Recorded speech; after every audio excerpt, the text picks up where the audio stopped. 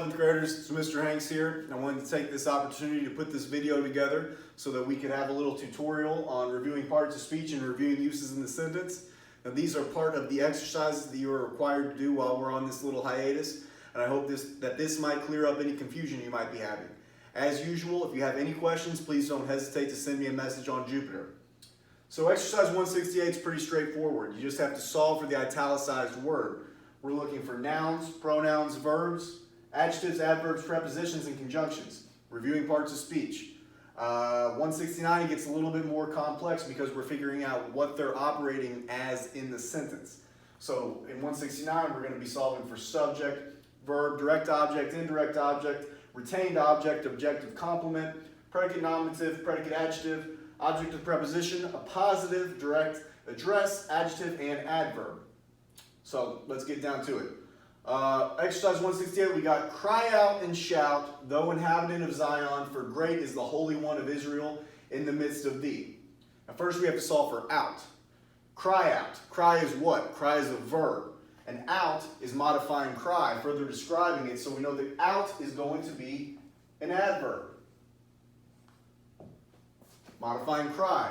Cry out and shout, thou inhabitant.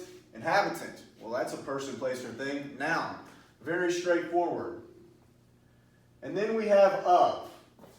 Now, of is, as you'll see, it's connecting inhabitant to Zion. And usually we go with the easy little trick that a preposition is anywhere a mouse can go. And that works most of the time, but remember that a preposition shows how a noun or pronoun is related to another.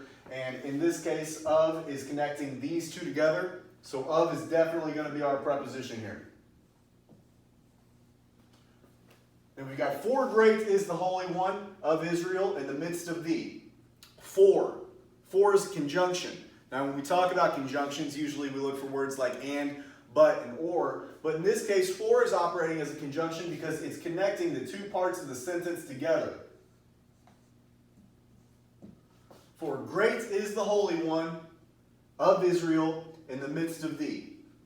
What is great describing? It's describing one. So that is going to be an adjective. And then holy, that's also describing one. So that'll be an adjective as well. Of Israel in the midst of thee.